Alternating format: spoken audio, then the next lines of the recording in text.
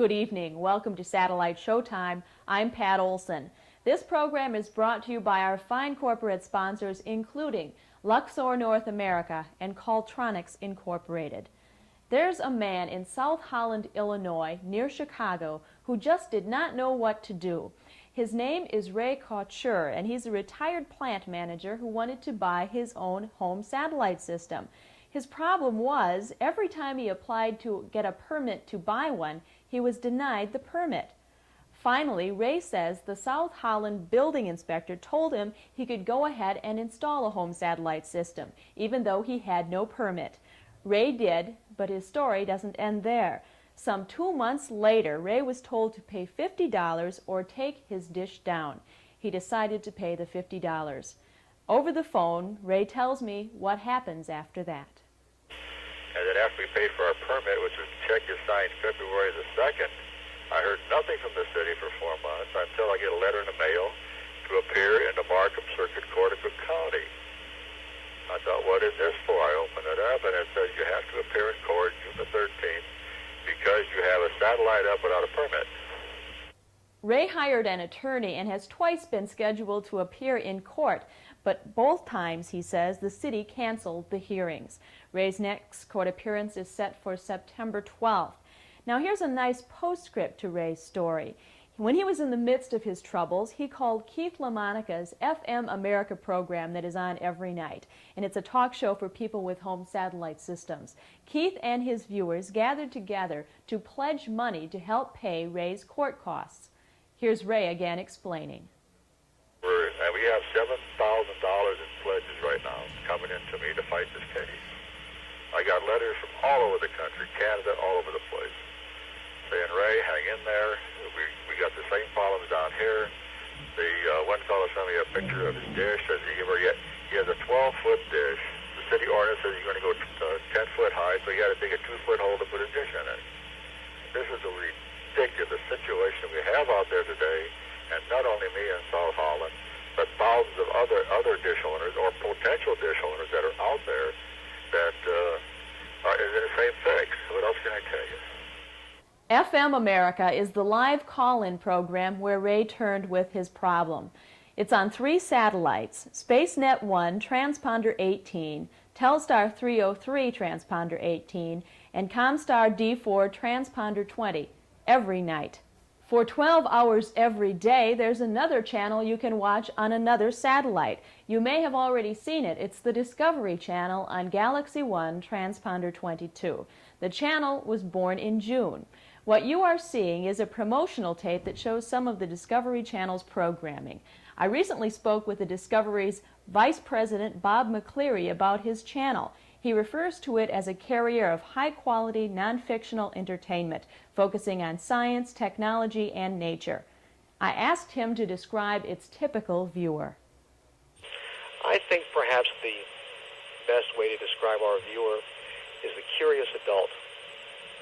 It is not a channel at the present time that is oriented toward a younger audience. We identify our viewer as an individual perhaps late teens on up that is curious about the world around them. It might be, in our instance, in the area of science and technology, human adventure, nature, history, that type of a thing. They are simply intrigued about the world, and they derive a sense of satisfaction when they learn something new. The Discovery Channel's programming comes from basically all over the world. Programming from Canada, the United States, Australia, and Europe. Discovery would eventually like to do some of its own original productions. In the meantime, it's keeping its eyes open for other programming sources. As a matter of fact, it has been granted the licensing rights to 13 fall shows of the New Tech Times, based in Madison, Wisconsin. The New Tech Times is a half-hour show that aims to be a consumer's guide to the world of video, computers, and other home electronic devices. What you are about to see is a report from the New Tech Times. From the Consumer Electronics Show in Chicago, Tim Anasco takes this look back at how television has evolved over the decades. Here's one of the newest, smallest color television sets to date, Epson's ELF. It and Seiko's new TFT Pocket Color TV, like many other things here at the 1984 Summer CES, represent technology's cutting edge. But if this is the future, here's technology's past, represented in a history of television exhibit, more accurately, a history of TV sets, a look back at the birth of the medium. Ancient history to some, but to others like myself, a reminder of the day when TV was something magical. Some of these, like this 1950 Sentinel, were radios with pictures that received only a few stations on the air. There were no rules of design, so TVs came in all sizes. For the small screens, there were exotic oil-filled magnifying lenses. Here's a projection TV. The tube points straight up, reflected off a mirror. Almost all these sets were expensive luxuries. Some sold for $1,000 in a time when you could buy a new car for a little more. Then along came a man named Earl Madman Muntz, a California used car salesman with the dream of putting a TV set in every living room for only a fraction of that price. He helped turn TV into a mass medium. Suddenly, every kid went to ding-dong school. The local newspaper was delivered by John Cameron Swayze, the Sunday edition by Edward R. Murrow. The drama of the New York stage fit into 21 inches. For laughs, there were Milton Berle, Red Skelton, and who didn't love Lucy? And we shouldn't forget that it was Ernie Kovacs who showed us what TV could be. Walking around in this room, it's kind of fun to imagine the day when each of these sets came to life in a living room somewhere. And to think about the people who spent so many, many hours looking at these screens. Before long, each became a victim of obsolescence, giving way to bigger screens or better cabinetry. Then came color, or attempts at it like this experiment. Unlike anything you can buy today, it got its color from a mechanical scanning device that spun in front of the picture tube. It was clearly not the answer. No one wants to watch a black and white TV today, but I think I'd still spend time in front of this Philco Predicta. I fell in love with it the day I saw an ad for it in Life magazine in 1959. A bold design, its electronics were housed in the base, while the picture tube swiveled precariously on a pedestal above. There's never been another one like it. The Predicta represented the future. They call TV a disposable medium. If it weren't for a handful of collectors, no one would ever see these old sets, and few would remember the purpose they served. Except for an occasional exhibition like this one, the few that remain would stay in a closet or attic. These will go back to their loving owners, safe from the scrap heap that most were committed to. The programs we watch on these sets aren't nearly as lucky. Few are still around, but many, if not most of them, will never be seen or heard from again. Some of the machines did survive, but their souls, the ideas and the laughter, are all but gone. From Chicago, this is Tim Onosco.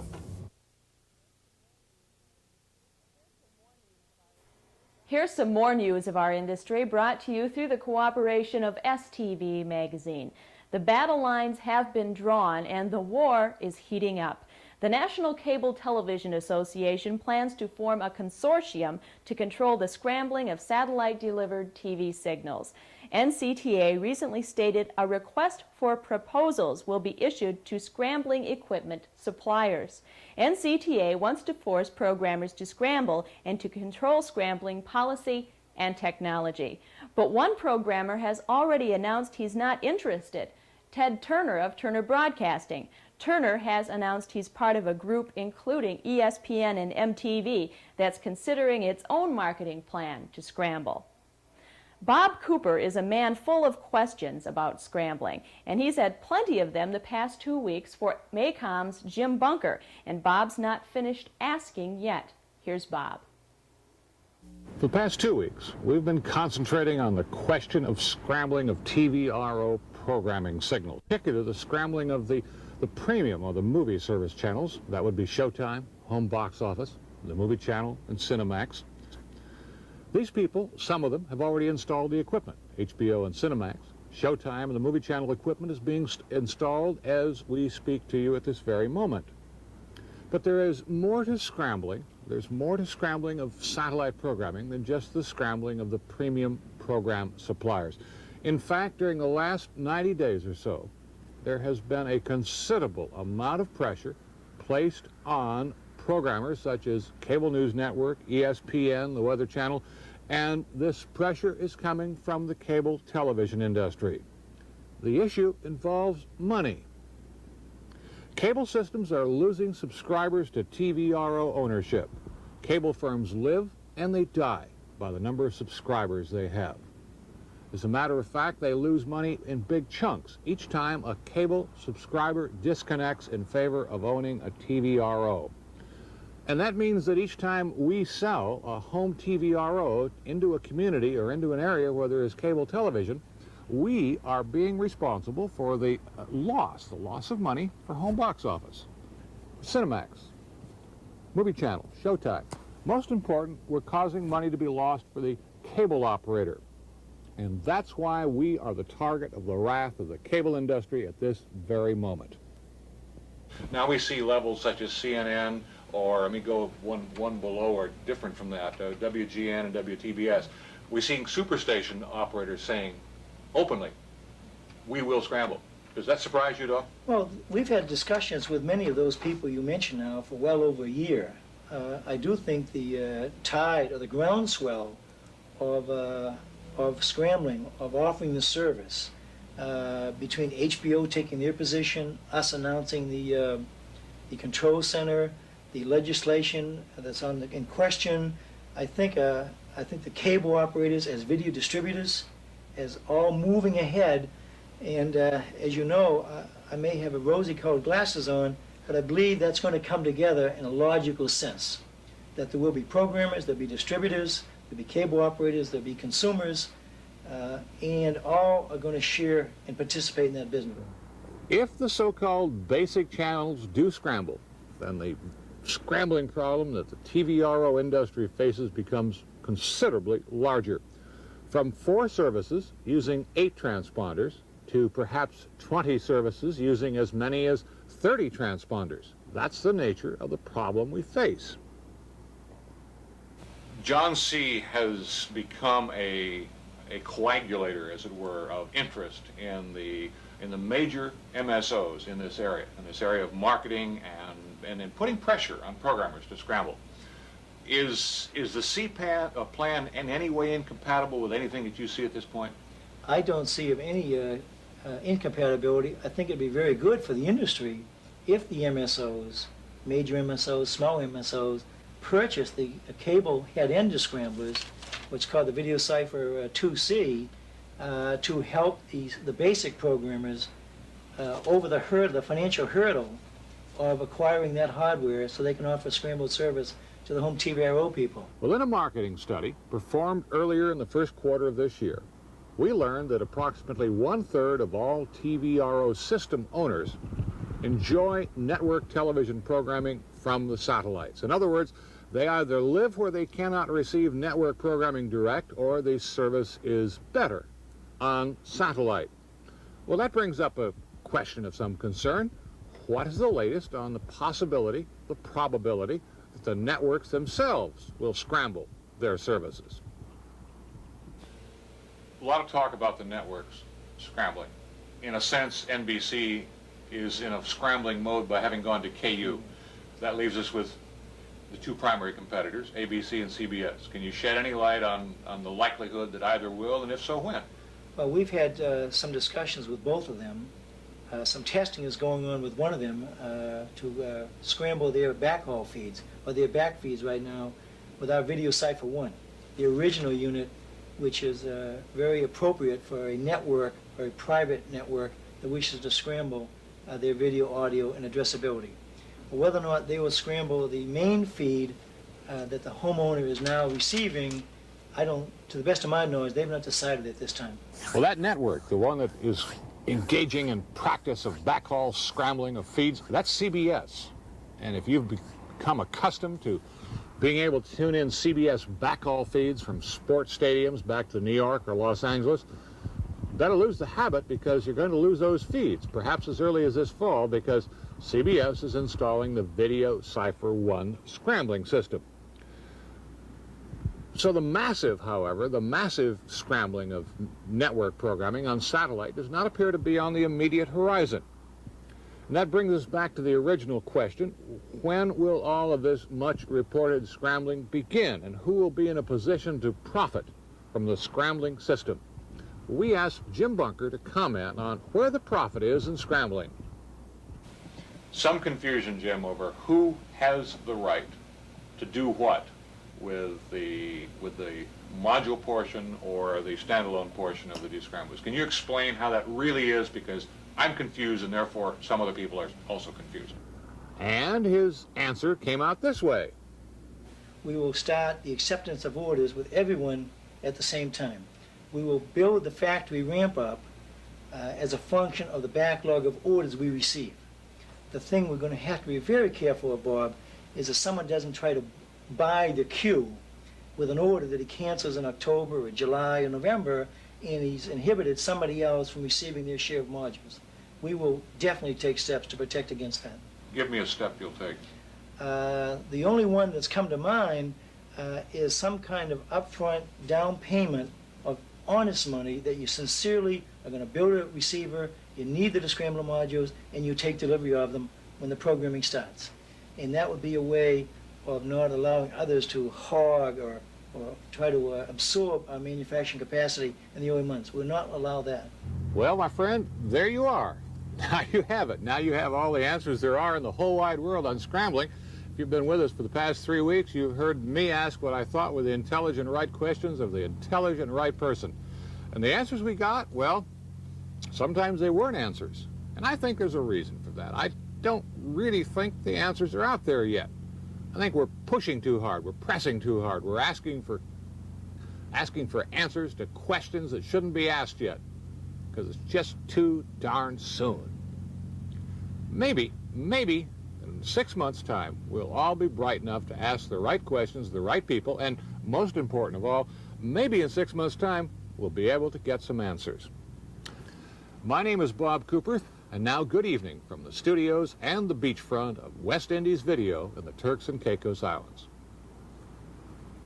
Next week, Bob will be at the Nashville Space STTI show, so we won't see him on Satellite Showtime then. But the following week, he'll be back with another report for our program. How would you like to win something tonight? Well, you'll have a chance right after this commercial break. The Luxor Mark II, a new generation of electronic excellence. The Mark II is a block satellite receiver system. It offers independent channel selection for multiple TV sets from a single antenna. In the home, for neighbors to share, in hotels, apartment, offices, and for licensed SMA TV redistribution to the entire community. The Mark II by Luxor does it all. You receive the best signal, the highest possible performance with Dolby high fidelity sound. Other features include the individually programmed audio, AFC automatic fine-tuning controls, all on the 24 programmable channels. An infrared handheld remote will give complete control over the channel selection on any satellite. It's all so easy with Luxor Mark II. See it and then enjoy it. The Mark II does it all. The Trans 10 by Coltronics. This eye-appealing transparent antenna has passed the stringent test of the McDonnell Douglas Corporation. It's approved for 2-degree spacing. In the words of McDonnell Douglas, the performance of the Trans 10 is equal to or greater than that of other antennas of similar size and construction. Not only does the Trans 10 perform, it's also covered by a 5-year limited warranty, and it's easy to look at. Its baked acrylic thermoset black finish gives it a low luster appeal. Yes, the Trans 10 is also built for strength. The patented rib design assures maximum reflector signal and better retention of panels in high wind areas. Independent tests have indicated that the Trans 10 will withstand wind velocities up to 90 miles per hour. The Trans 10 by Coltronics, high in performance and strength, UPS shippable anywhere in the United States, an antenna for every season. Satellite TV Preview is the best thing next to your satellite dish. With all those programs now at your fingertips, you won't want to miss a thing. Satellite Preview lists over 100 transponders in an easy-to-read weekly grid schedule. It has a daily list of movies, specials, and sports, plus a list of sports by event. Call and subscribe now for only $39.95 for 52 issues and save $38 off the newsstand price. Or call for a free sample copy. Dealers, we also have a special offer for you. Call now, 1-800 826-0735. Visa and MasterCard accepted. Satellite TV Preview, the best thing next to television. Welcome back to Satellite Showtime. Time always flies quickly, but especially in the home satellite industry. I can't believe it was almost 4 months ago when we did our last viewership survey, when you called us and told us where you were calling from. Well, you viewers flooded our lines with phone calls, and we're giving you the chance to do this again tonight. Call us on our toll-free number. That's right, the number is toll-free, and it won't cost you a thing. And not only will you be helping us, there's also a chance you could win a prize. We've selected a number between 1 and 500, and if you're the caller matching the number we've chosen, you'll be the winner of a $100 savings bond courtesy of Satellite Showtime. So if we've chosen 100 and you're the 100th caller, you've won.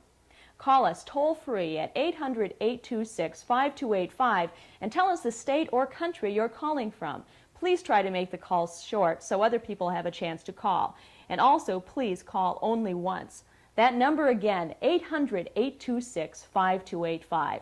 If you're from Wisconsin or outside the U.S., that number won't work. So in Wisconsin, you can call 800-826-6682. And outside the United States, you can call 608-647-4246 or 608-647-8902. I'm sorry, those numbers are not toll-free, but if you win the savings bond, you won't have to worry about your phone bill this month. Be sure to get these numbers down on paper right now, because this is the only time this evening we'll be mentioning our viewer survey and your chance to win a $100 savings bond. For a few more seconds, here are the numbers you can call. 800-826-5285, 800-826-6682 in Wisconsin, and 608-647-4246, and 608-647-8902 outside the United States. Congress may be in recess right now, but that doesn't mean you should take a break from writing those letters to your U.S. representatives. Space encourages you to ask your representative to support bills H.R. 1769 and H.R. 1840. H.R. 1769 calls for a 2-year moratorium on scrambling, and H.R. 1840 calls for a fair marketing plan for scrambled programming. The bills keep gaining co-sponsors. H.R. 1769 now has 31. The law firm that represents space, Brown & Finn, says it expects the FCC to approve a proposed rule on zoning in October or November. The FCC earlier had said it would make its decision on the proposal sometime this fall, but was not specific. The proposal calls for preemption of local zoning ordinances that are considered overly restrictive.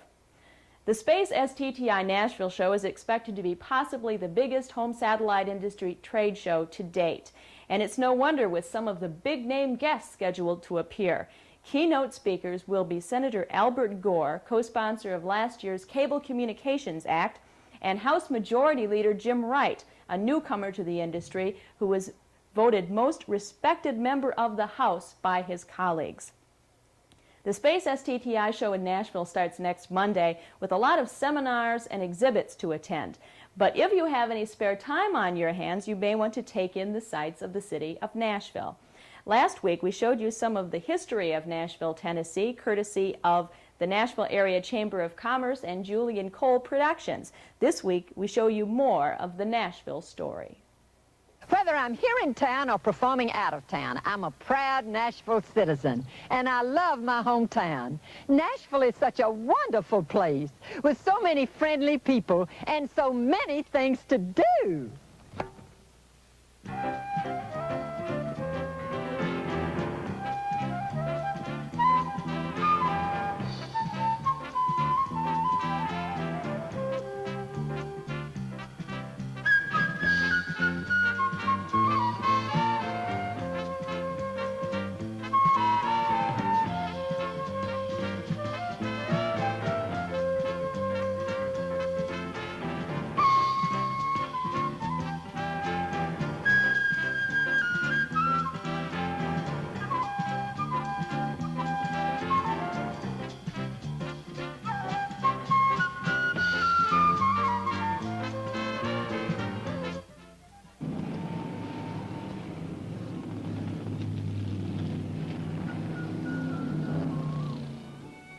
Right outside Nashville on the way to close by Franklin, there are quite a few beautiful horse farms. When you arrive in Franklin, you've come to one of the quaintest small towns in the South. Civil War buffs would recognize the Carter House, the center of some of the heaviest fighting of the Battle of Franklin. During the battle, the family hid in the basement. Fully restored, it is a registered National Historic Landmark and holds a treasure trove of interesting artifacts. Across the street is Carter's Court, a collection of shops recreating a 19th century village. Antique lovers will find that an afternoon here passes very quickly. Cannonsburg, a replica of a pioneer village near Murfreesboro. Shelbyville, renowned as the walking horse capital of the world. You know, this part of Tennessee is known to have pure mineral-free spring water, used in making fine sipping whiskey. Now, up the road a piece toward Tullahoma is the home of the George Dickel Distillery, which started making whiskey back in 1870. And just across the stream is Miss Annie's General Store, and it's one stop you ought to make while you're down there. About 15 miles away in Lynchburg is the oldest registered distillery in the country, and the only one on the National Register of Historic Places. Now, this here is old Jack Daniel himself. A lot of folks who visit Nashville enjoy a tour down here, but don't expect any free samples, because this is a dry county. Back to Nashville, and time for a relaxing cruise on the Cumberland River upstream toward Opryland and the Grand Ole Opry. I suppose when anyone mentions the Grand Ole Opry to me, I'll always think of this old auditorium in downtown Nashville, because for 32 years, the Opry came to you from this stage in the Ryman. The stage door, the balconies, the pews, all silent and empty now, once resounded with the heartfelt applause of country music fans from all over the world. Carroll County's pointed out as kind of square. The biggest thing that happened is the county fair. Now the applause comes from the new Grand Ole Opry House about 10 miles from downtown. The new Opry House is the largest broadcast studio in the world, and the Grand Ole Opry is the longest-running continuing radio show on the air. In over 50 years, it still hasn't missed a single broadcast. There are shows Friday and Saturday nights the year round, and there are matinees during much of the year. Heard it testify. Here's some more news from STV Magazine for you space buffs out there. The NASA contract channel is moving to SpaceNet 2 Transponder 13, and that will mean better reception for the NASA channel all over the United States. Just 2 weeks from tomorrow, a new satellite will be in orbit. SpaceNet 3 will be sent into space on an Ariane rocket from French Guiana. It's a hybrid C-band and Ku-band satellite and will be located at 87 degrees west. Despite objections from several sectors, the FCC has approved a reorganization of orbital positions for 2-degree spacing. At least 7 existing C-band satellites will be moved 1 or 2 degrees, including Galaxy 1, which will be moved from 134 degrees to 132 degrees. All the satellites are expected to be relocated in orbit in the next 2 or 3 years. Mike Gustafson had pretty good things to say about the product he reviewed last week, a Toki portable dish. But will it be a different story this week? Well, we'll find out when Mike has his product review coming up on Satellite Showtime. Welcome to the world of Satellite TV Opportunities, the magazine that brings you inside information on successful marketing and sales techniques, details the latest in new technology, and lets you see how other dealers increase their sales and profits. Satellite TV Opportunities magazine is the marketing techniques magazine for satellite TV dealers. Our single purpose is to help dealers increase their sales and their profits through improved marketing techniques. Satellite TV Opportunities offers insight into the latest trends in marketing, profiles thriving businesses, and surveys what TVRO buyers are really after. Subscribe today by calling 1-800-922-2812. For $25, you get a full year subscription to Satellite TV Opportunities. a magazine full of new ideas that will help your business thrive. 1-800-922-2812. Call today. MasterCard and Visa accepted.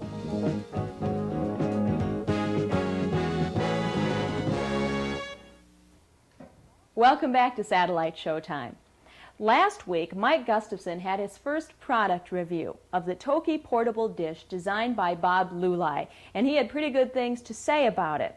But will his product review be as favorable this week? We'll find out now from Mike. Hello and welcome again to Technical Tips.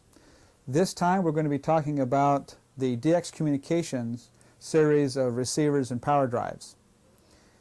This marks probably the first real product review that we've done involving receivers. So let me first explain how we're going to do this. These receivers were all reviewed as part of the STV and retailer magazines. Thanks to their good offices, we're allowed to use the product reviews for Nova Video. So all of these reviews that you are going to see, in fact, will have been in print or will be coming in print. So if you want the actual nitty-gritty, fine-grained details that I don't have time to cover here, I would suggest you reference those magazines. So the review this time will be on the DX series of receivers. We have the DX700, which is actually called DSB 700. We have the DSB 400 companion power drive. Then right next to it on the left is the DSB 600 receiver. These two receivers are block receivers using an IF of 900 to 1400 megahertz. They have the capability of being KU band compatible, and they also have the appropriate switches and connections on the back for most any decoding scheme that might come along for the scramble systems. So let's just describe the front panel on both products. Let's start off with the 600, which is this receiver here. It's a manual system. That is, it is not really digital. There's no remote control. We have one knob that changes channels. You can see when we want to change to odd-even, we push a button and the light relights on the top indicating we've changed. We have an AFC control, polarization control, and polarization skew, and a very nice signal strength meter. We have fine tune for the video and audio main tuning. It's a very simple receiver. It's designed to go as a companion to the 700 in a multiple receiver system, such that you might have the 700 in your living room and you might have the 600 in the kids' room or in another room in the house. Okay, now let's take a look at the front panel of the 700 and of the DSB 400 drive. Now this is the flagship, if you will, of the DX series receivers. It comes with a very nice remote control, which gives you all the same front panel features as the receiver has on its front panel. It controls both the power drive and the receiver.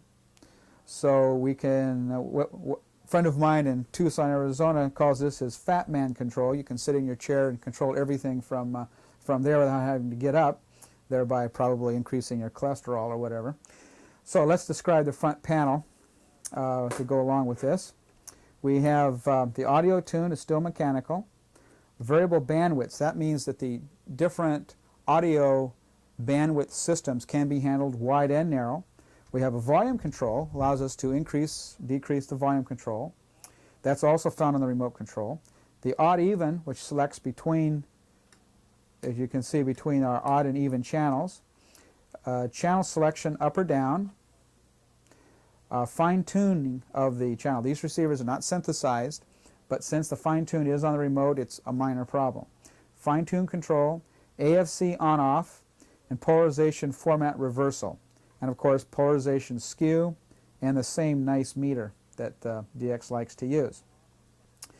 The AFC is on-off on the front panel is a nice touch. If you're in a high terrestrial interference environment, it will allow you to defeat the AFC so that you can get your filters tuned properly to notch out the unwanted terrestrial interference. Okay, let's take a quick look here at the drive. We have the mode which selects between manual and automatic.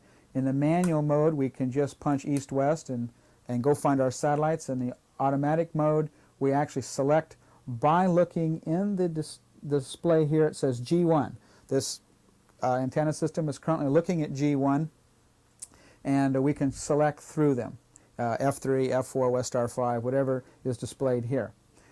This control, or this little box here, is just for the infrared remote control sensor, and the little LED that says aligned indicates when we have programmed the drive properly.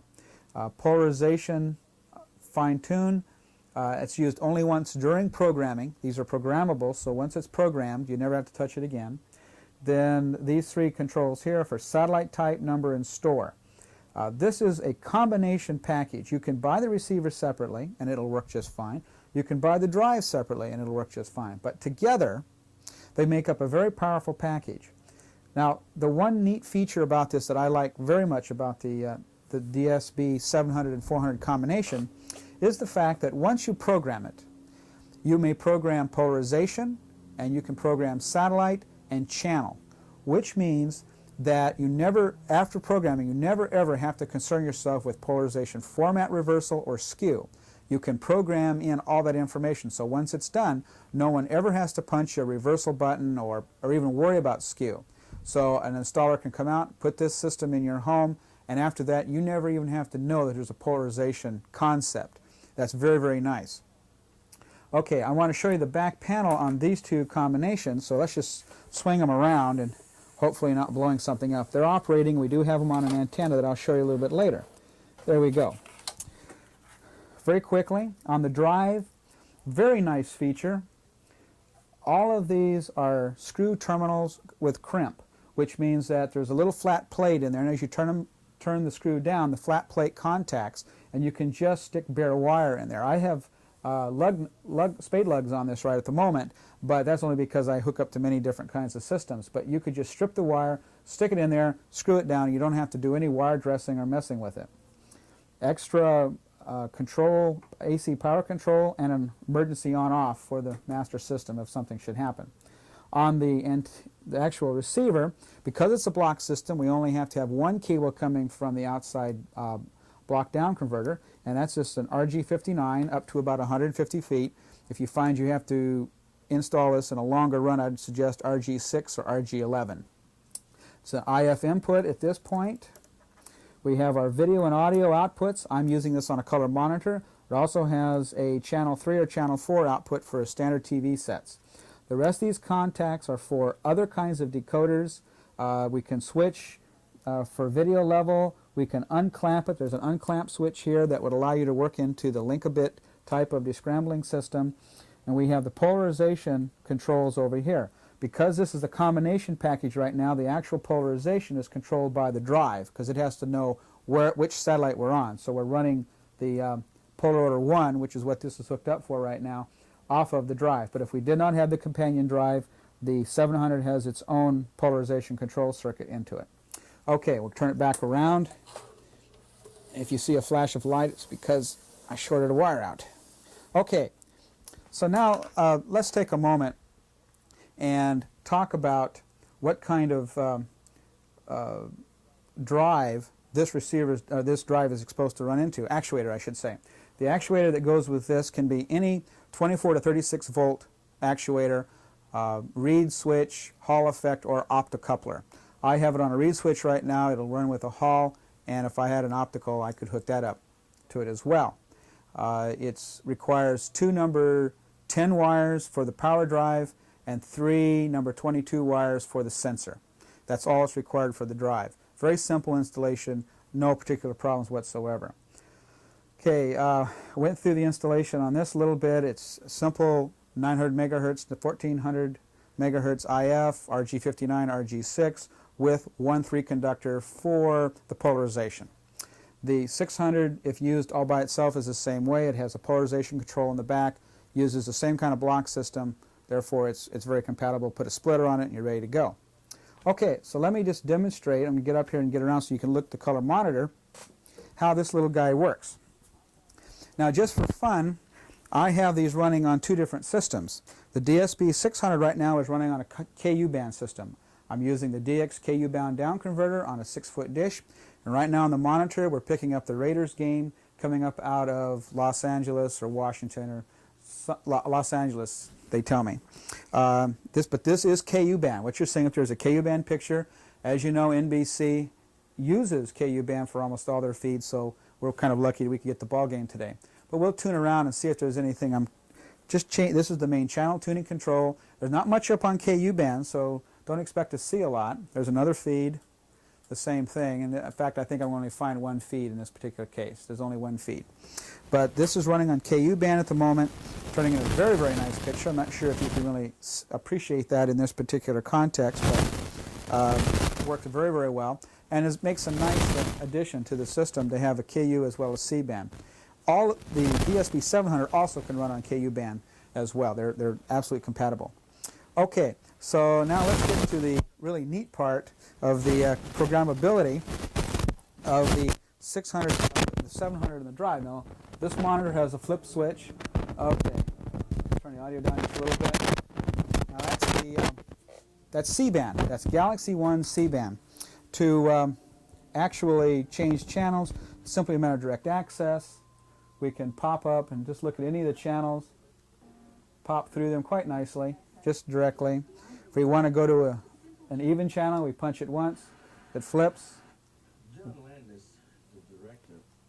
Then there's the even channels. Okay, now let's suppose that we want to go take a look at Westar 5. The way we do that, we're in the auto mode. It says G1. I press in the positioner section of the handheld either the east or west button, it doesn't matter. And if you look, let me get right up here close to this. If you watch, you'll see that the satellite number changes as I push the button. That's the east, there's F4, A, Anik 1, Westar 5. So we're going to leave it there. I wait a count of 3, it takes off and goes.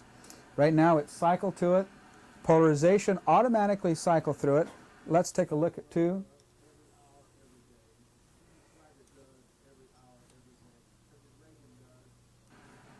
And there is Westar 5.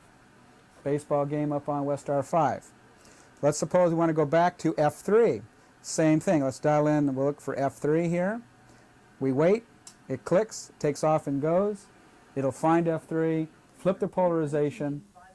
There we are. So let's see what's on 22. Okay. How about 7? We know there's the color bars on 7, but that's transponder 8, odd even, and there's the color bars on transponder 7 that we know to be there. MTV, I wonder how audio sounds on MTV. Well, here we can play with our, leave it in a wide position, sounds a little bit better. That's the DSP 700 and the DSP 400, a programmable package that does a very, very good job. Okay, now as part of any review, I always test these receivers.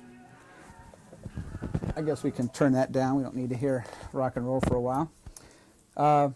We always test the receivers to certain parameters. And we have a real hard test, which are with all the test equipment, we kind of put it through its paces, measuring many different things. We have also what I call a subjective evaluation, things that I liked and I didn't like about receivers.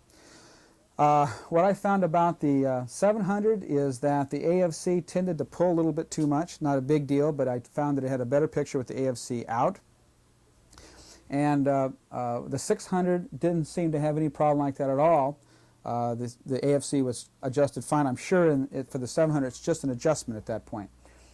The things I liked about this whole package, I've kind of gone into a little bit. Excellent video in both cases, excellent audio. And the combination of these two together makes a very powerful package that I think removes the chance of getting confused on polarization. That whole concept sometimes gives people kind of a little problem understanding that Westars are one format and SATCOMs are another format. So having this combination gets away from that. Okay, so let's take a look at some waveforms and the hard data, and we'll get right into that here right quick. Okay, first just let me show you some photos. The photos on the left, upper left here, that's the video linearity of the DSP 600 taken off the air, transponder 11, SATCOM 3. And the photo below it is the DX 600 showing frequency response, the t-squared pulse, a few things. What you're looking for here is just to have a nice square pulses and a nice stair step. The linearity is excellent, looks very good. The 700 is on the right hand side, same channels what we use for the test. They look just about the same. Maybe the 700 just slightly shows a little bit better response than the 600 does, although a lot of times it depends on how you've set up the 600 because it does have a fine-tuned control. Okay, so let's go down and look at these data sheets. We have many test parameters we put these things through. So I'm just going to read off the information that as tested, and this once again is appearing in STV or Retailer magazine. The video signal noise ratio of the 600 was between 40 and 44 dB, which is quite excellent. Picture quality was subjectively decided to be excellent. The video frequency response was measured and found to be plus or minus 1 dB, which is excellent. Video threshold was measured to be below 8 dB or less. The IF noise bandwidth, which is an important point when you're measuring threshold, is 27 to 30, which means the color is going to be very smooth, very good color. Audio distortion was measured to be less than 1%, which is excellent audio distortion, all things considered. The audio signal noise ratio was measured to be greater than 47 dB. Audio frequency response was between 412 kilohertz, a little high, but not bad. It's fine. You'll never notice it on TV set. It uses a block frequency of 2800 megahertz. The local oscillator leakage was greater than 40 dBm, and this is very important not to cause problems to other services. Certainly wouldn't cause problem to us, but we don't want to be radiating too many signals where they're not supposed to be. Image rejection was not measured. It's a non-issue in this particular case because it is a block. The frequency stability, we temperature test the down converter and found out that it was very excellent. It drifted less than 1 megahertz to the full temperature extremes. And to the last page, the operating features of the 600 are fair. That means that it doesn't have remote control, it doesn't have a lot of bells and whistles, but it's a secondary receiver meant to go as a companion to the 700, so of course that's a fair shot. The user's manual is quite excellent. Installation was excellent. And we came out with a final score of overall system score of good with about 86% test. All right, now let's move over to the 700. 700 had a little less video frequency response, 35 to 39. Picture quality was still excellent. Video frequency response was excellent, 1 dB. Threshold was less than 8. Bandwidth was the same, 27 to 30. Audio distortion was the same at less than 1%. Because these are probably identical receivers, we're not going to see too much difference. The audio to signal noise ratio was less than 47 or greater than 47 dB. Frequency response was 800 to 10 kilohertz, a little higher, not as good.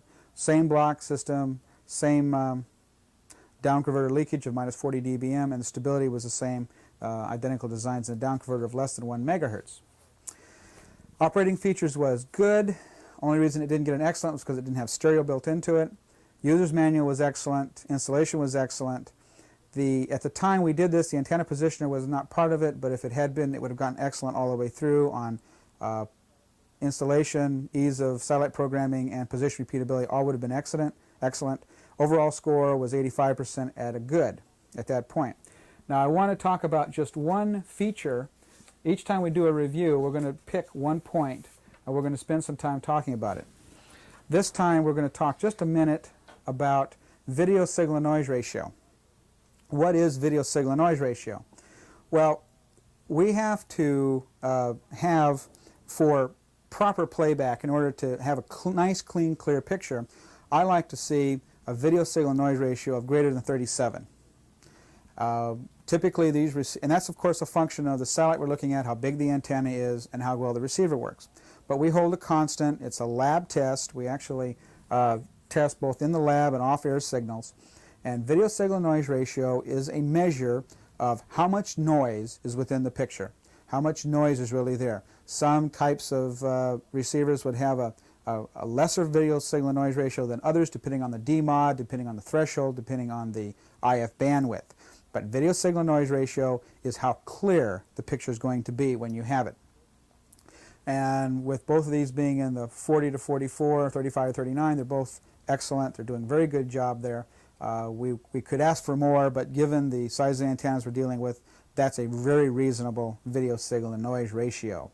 That's actually, for those technical types, it's a luminance test. We test the signal noise ratio found on the VITS lines. We're not looking at chrominance, if anybody really cares about that. But fundamentally, video signal noise ratio is how much noise is within our video signal. And it's very important to have the highest number possible. And this number that you see here is averaged over the total transponders of SATCOM3. We use SATCOM3 and all the transponders, we average them. And it comes out fairly accurate from receiver to receiver. Okay, I think that pretty well takes care of it. Certainly the DX communication 600 and 700 with the companion 400 drive is an excellent combination. I'd certainly recommend it for your purchase if you're looking for a block system with KU band and decoder compatibility. It takes care of it for this time. Thank you very much, and we'll see you next time. Coming up, the Calltronics video newsletter with Joe Kelch. Stay tuned.